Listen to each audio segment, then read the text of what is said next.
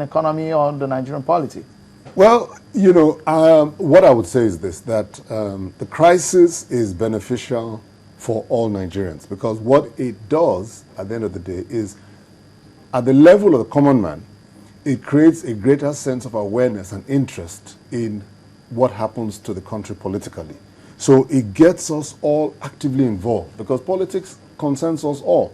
Nobody can be a bystander when it comes to politics, because at the end of the day, politicians are those who would superintend over our commonwealth. They're the ones who will manage our commonwealth and ensure that we get the true gains in terms of employment, healthcare, education, infrastructure, all the fundamental things that would make a material difference to the average Nigerian. So we must all be interested. So this crisis is good in that sense, because we're all now taking a keen interest in what is happening. The second thing, of course, is that for the actors, it makes even the actors a little more on their toes. And I want to believe that for a lot of Nigerians who traditionally sit on the sidelines, you know, the Nigerian professional, the Nigerian middle class, who just thinks life is all about just, you know, what you earn and how you live, they'll begin to see that they should be part of the whole debate. And so the crisis helps this. Now you also have a new party, the APC, you know. I'm a member of the APC, for instance. And what this does is that it makes the system more robust for proper debate about what kind of future Nigerians should have. Okay. So it has a beneficial effect. All right. To my thinking. Let me go to Mr. Enukome in Abuja. Well, tell us, if you will, on this particular issue, this crisis in the end, one would think that if those governors are aggrieved or those members are aggrieved, can't they just move and form another party? Or do you think this could be another plan, maybe plan C for them? Well, you cannot read the minds of politicians absolutely. It is said that the thoughts of man cannot be diagnosed. Even the devil would not understand what is in the mind of a person. In the mind of politicians, not even only the devil, I think it's only God that can understand what goes on in the mind of politicians. So if they have plan A, plan B, plan C, a politician can have up to 500 plans, and he begins to bring them out one after the other. But you see, the point was made earlier by me, that when we talk about legality as to PDP, as it were, the action of what transpired at the other end, which is not the one at Eagle Square, cannot be seen by the provision of the rules as at now to be a convention properly so-called. It cannot be seen. More particularly, it is the same party. They were billed to be at the gathering. They were billed to be at Eagle Square. It was a disagreement that rose, and like what happened in Julius Caesar, where the mob just went out and began to take action. That was what transpired. But you see, we must take a cue, however, that the crop of persons that got aggrieved and left for the other gathering are not people that you can toil with. Therefore, they must be thinking ahead of time. Between yesterday and now, I'm sure a number of plans would have gone ahead. Don't forget that of recent PDM was registered by INEC. So, and these persons who were members or who are members of PDM were also there at a particular gathering. And therefore, it may be a ploy to say, why not let's leave PDP and move to PDM? And if this crop of persons will move from PDP to PDM, it is not an advantage to PDP. It is a disadvantage. So there could be plan B, plan C, or plan D.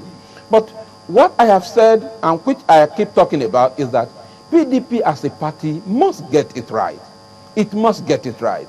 The culture of impunity cannot go on for too long. Human beings are known to reacting to oppression, or they are known to reacting to being subjugated or being considered inferior, as it were. And therefore, PDP as a party must stick in that direction.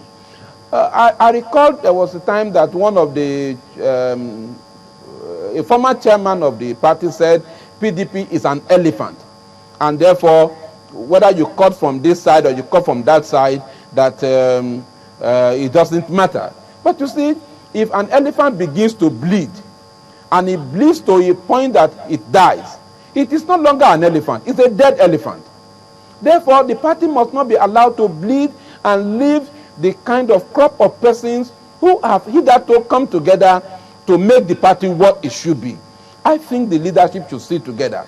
They should talk. There should be meetings of meetings. And don't say this one is not important. In my place, I recall my mom, we used to say that if you want to cook food and you have 7 sticks and you remove the first stick and say, no, it's producing smoke. You remove the second stick, the third, the fourth, the fifth, the sixth stick. Are you going to use one stick to cook the entire food? You prepare okra, you prepare vegetable, you prepare amala, you prepare bandanyam with one stick?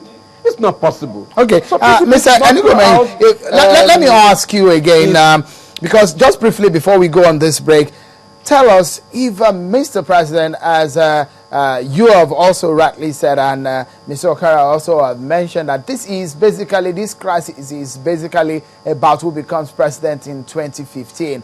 If this situation is happening and some of the delegates are not happy with what the list and the convention, how it happened, if this is the case, don't you think it's only just right for the president to have prevailed on who becomes a member of the National Working Committee of a party? Isn't it just wise? Isn't it just a good decision for any politician to make in this sense?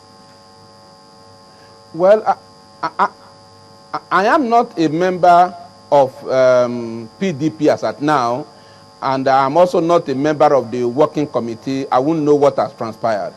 But I know in governance that sometimes people who are seeking for favor, when they come and bring their opinions, they bring a kind of jaundiced opinion, jaundiced views, which would satisfy themselves and then place them at the right position with the man at the helm of affairs.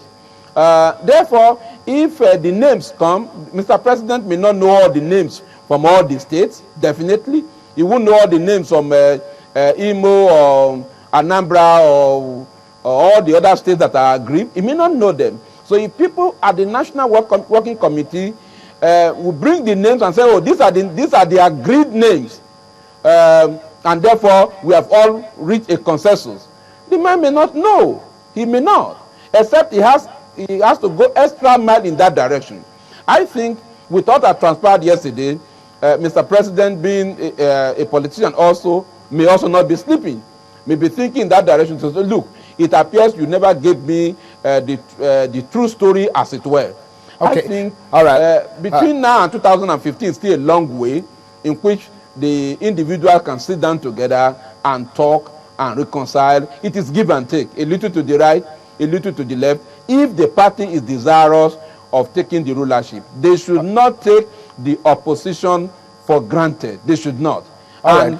If the opposition let's go for a short break, and when we return, we'll be talking more, because when we return, we're going to deal with some of the other issues that happened at the ground of the convention yesterday. Some fighting took place. I'll show you some of those pictures right after.